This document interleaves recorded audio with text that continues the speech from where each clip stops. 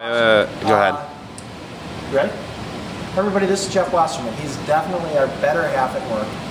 Jeff's role with Regency is to come in and help our customers make selections throughout the process. Jeff starts very early in the stage of construction and design, where he's in all our design meetings with our architects and myself, and basically his role is to make sure that all of the flow fits, the furniture fits initially, and give a fourth set of eyes to critique the plans. So, Jeff, just if you can, how long have you been in business and describe what you do for Regency? I've been in business since 1972, and for Regency's customers, I take them through the early stages of the blueprint to make suggestions on architecture and flow of furniture and function for their homes.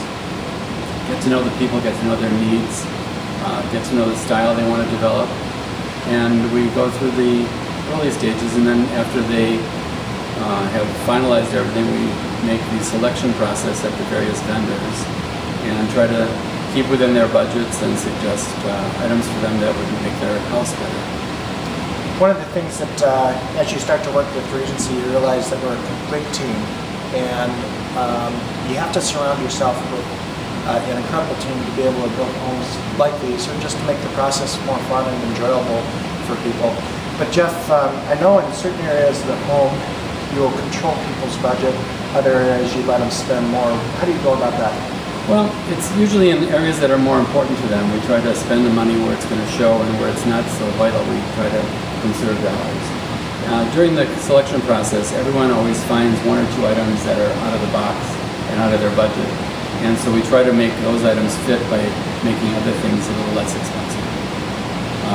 Sometimes we'll switch products altogether. When they want a certain kind of hard flooring, we'll go to a different kind of hard flooring because there may be an advantage that pops up of a discontinued item or a closeout. So we're always trying to be aware of their budget. What do you see for new decorating trends that you're seeing from flooring, walls? What trends are you seeing coming in that are unique, and what kind of new product will we discuss? In flooring, I'm seeing a lot of tile that really looks like stone that you have to look 3 times at before you can tell it's actually tile. Price-wise, there's advantages of the stone.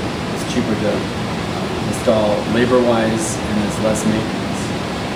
Wood flooring, the biggest thing is all the rustic woods, all the hand-scraped woods, and a lot of pre-finished product, where we've not been fans of pre-finished in the past because the wear factor is not so good.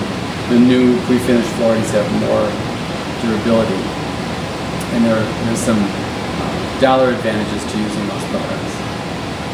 Another thing is we're seeing a lot less wall textures than has been in the past. People are not favoring the heavily textured drywall and plaster. Are they going smooth? Not totally smooth, but just modified finishes, just not quite as heavy. Sometimes the heavy textures tend to date a house, so they're trying to get away from it.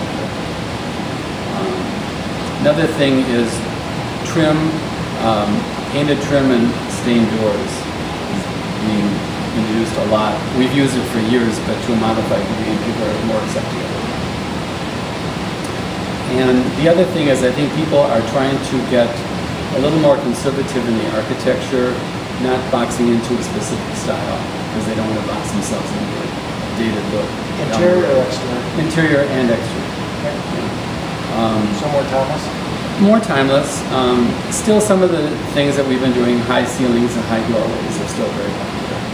But as the economy has changed, people's desires and wants have changed, and they're trying to do more in the spaces they live in and not have as many extraneous spaces. What about light fixtures and appliances? Light fixtures, nothing really much that's new. Kind of a refined look. Chrome is coming back big in plumbing and in lighting. The Aura Bronze has been big for a number of years. I think it'll still be around for a while. Appliances, the wood panelizing is going down the road. I think people are accepting more of stainless steel, even with traditional homes, where before they wanted to cover everything up, now they want to see the appliances, especially with the redesign of the professional looking appliances, where a lot of refrigeration is no longer covered. The dishwashers are smooth fronts with no dials in the front, so the panels are plain and the stainless steel doors are plain. People are not desiring to hide all the appliances anymore. All the built-ins are still popular. Larger cooktops, larger range tops, multiple ovens, multiple dishwashers are a big trend. I was in Minneapolis over the weekend, and as I mentioned, I toured several very, very significant homes in Minneapolis.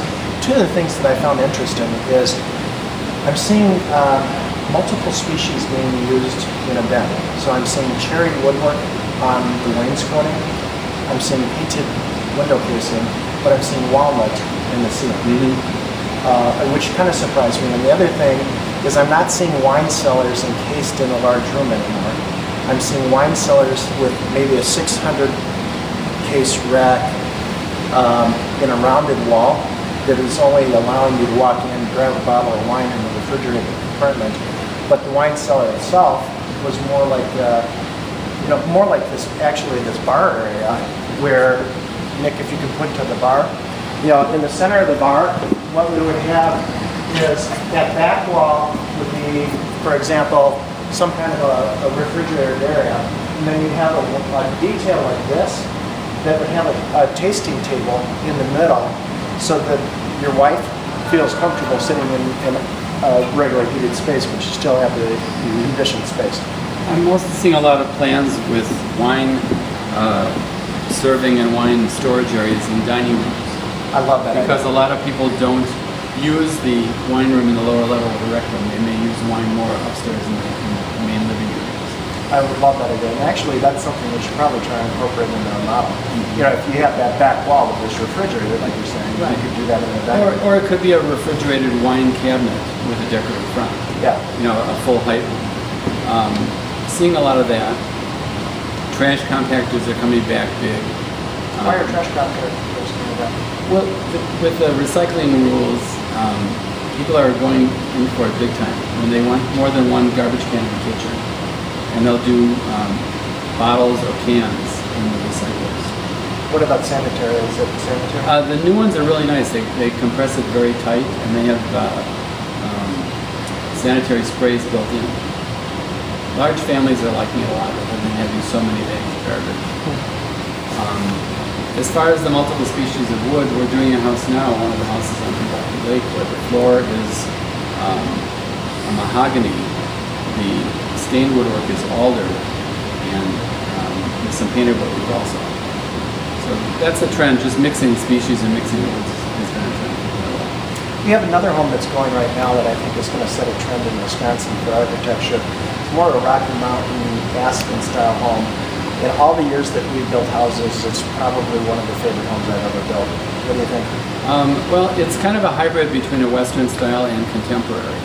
And it has very clean lines and different kind of building materials. And I think it may become more popular. It lends itself to wooded settings. If people have lots like that, it's a very nice look.